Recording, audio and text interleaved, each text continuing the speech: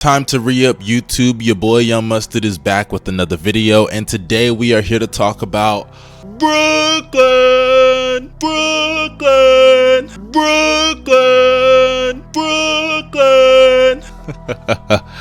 Yeah, we here to talk about KD and those Nets. I had to make this video about the Nets because, let's be honest, I gave them a lot of flack in the offseason, especially once they lost to the Celtics in a sweep, mind you. I was really critical of Kevin Durant and Kyrie Irving, and I was critical of KD especially earlier on in the season when they were struggling and that roster just looked like it was falling apart.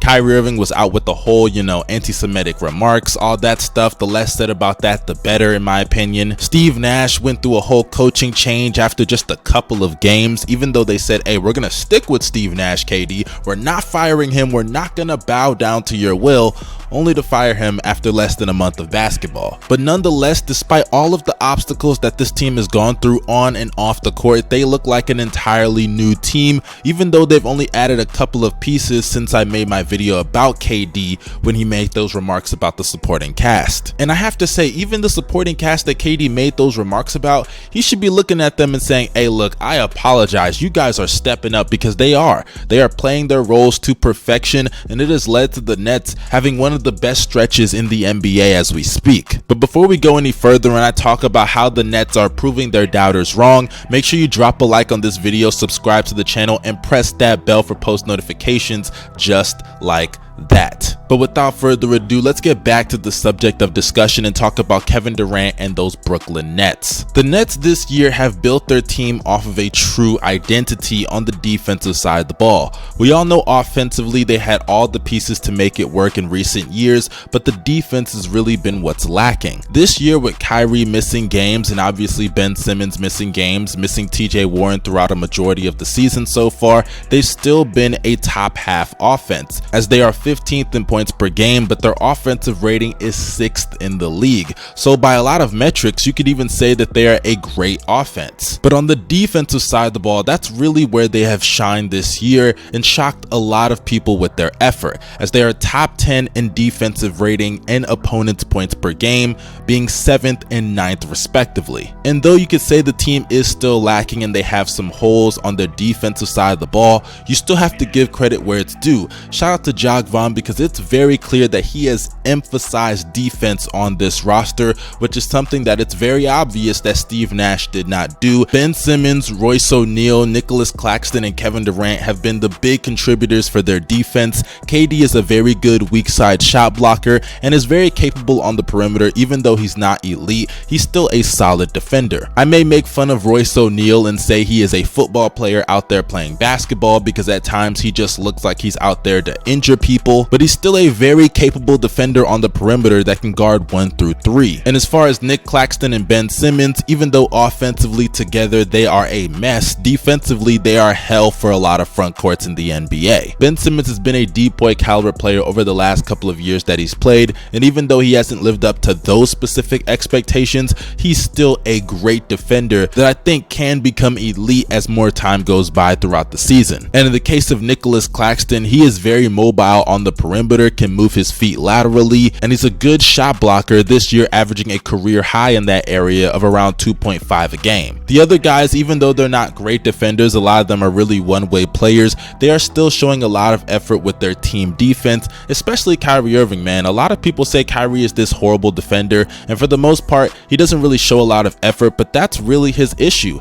Effort. It's clear that this year he has shown a lot of effort on the defensive side of the ball, and when he shows that effort, I've seen him go out there and play great defense, whether it's this year, in other years, any part of Kyrie Irving's career. When he puts in the work on the defensive end, he can be a plus, or at the bare minimum be a neutral defender. Now when you talk about the offensive side of the ball, I won't lie, they are being backpacked by KD and Kyrie. Don't get me wrong, other guys serve their roles. Seth Curry is a good 3 3-point shooter. I like Watanabe, he's playing well. TJ Warren, since he's been back, has been picking it up as of late. Joe Harris and Royce O'Neal, they're shooting very well from behind the arc this season. But let's be honest, when you talk about their offense, it's Kevin Durant and Kyrie Irving, and everything else is kind of just a one-way street. The other guys are role players. They are dependent on guys like KD and Kyrie to get them the best looks possible and put them in the right positions to succeed offensively. Kevin Durant this year, though, he's lived up to that expectation, having one of the best and most efficient years of his career, especially from the mid-range. He is destroying teams on ways I didn't even think was possible for him at this stage of his career. KD this year is averaging around 30 points per game, as well as around 7 rebounds and 5 assists, nearly 2 blocks, shooting 56% from the field, 37% from 3 on nearly 5 attempts a game, and 93% at the free throw line, which accumulates to a true shooting percentage well above league average and insanely efficient 67% true shooting. That is incredible and a career high for Kevin Durant. Even if you include the Golden State years where he was feeding off of Steph Curry and Klay Thompson and all those guys' gravity, if people would say, he's still having a more efficient season now with less spacing, a worse offense, worse pieces around him, and he's still more efficient.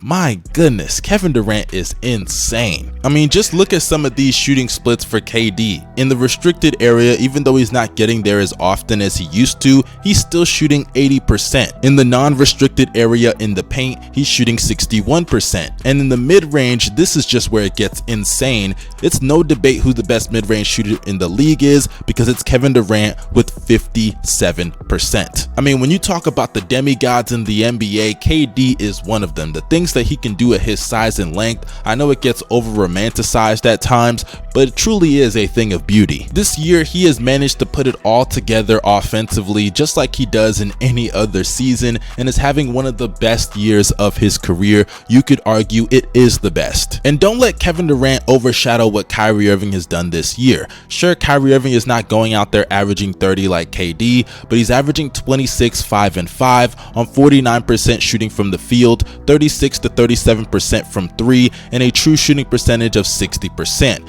He's still capable of penetrating his way to the rim. He's a great mid-range shooter in his own right, just like Kevin Durant. And as I said earlier, defensively, he's showing a lot more effort, which you love to see from Kyrie Irving. It shows that him, just like the other teammates, are buying into Ja Vaughn's defensive philosophy. Seeing Brooklyn play this well is truly nice to see, because they've gone through so much over the last year or two. James Harden wants out. They have to move him for Ben Simmons. Then earlier on this year, Kyrie is out with the anti-Semitic stuff, and it looks like he really may never play again. Thankfully, he's back on the court. But also Ben Simmons, the guy that you basically traded for James Harden, he looks like a role player, an athletic Draymond Green. The things that this team has had to overcome, especially Kevin Durant, because he's been the only constant of that team throughout the whole situation, I have to say it's a miracle that they are second in the Eastern Conference. Now that does lead me to a big question that a lot of people are going to ask. Does this now mean that the Nets are contenders? Are they legitimate threats to come out of the East and potentially win a championship? And to that question, I'm going to still say no. Don't get me wrong, Kevin Durant is a superstar and one of the 10 best players in the sport. Some would even say top 5. But it's just very hard for me to overlook the flaws on this team. For starters, Nick Claxton and Ben Simmons offensively are a disgusting pairing. Sure, Ben Simmons can be used in the short roll situations, the same thing with Nicholas Claxton to a lesser extent, but Claxton is not that great of a screener or roller, and neither of them provide any type of spacing. I think come playoff time, it's going to be very easy to exploit their offensive inabilities. I truly just don't have any faith in Ben Simmons whatsoever, and I don't know why anybody else should have faith in him. And the rest of the supporting cast outside of Royce O'Neal is filled with a lot of one-way players. Joe Harris, one-way player. Seth Curry, a one-way player. TJ Warren, a one-way player. None of those guys are positives, or at least massive positives come playoff time on the defensive side of the ball, and they will be exploited. I do somewhat think that their defensive stats are fake. A lot of the teams that they have beaten are not that great of teams. The three teams that I mentioned earlier, Indiana, Milwaukee, and Cleveland, those are their most impressive wins of this win streak. The rest of them just pertain to teams that are just not that good or are not even in playoff contention whatsoever. So I do think the Nets, they've just been on this crazy hot streak, and that's not to downplay what they've accomplished so far. I think they will make the playoffs and be a competitive team come postseason time, but I think their ceiling is a second round exit. I don't see them getting any further than that with all of the holes that they have on both sides of the ball. They need a big man that can go in the interior, grab boards, consistently set screens, and roll to the basket. Just be a solid basic big man. If they had somebody like Rudy Gobert instead of Nicholas Claxton, I would have a lot more faith in this team, but obviously that's not the case. Come playoff time, when they run into teams like the Cavaliers, the Sixers, or the Bucks,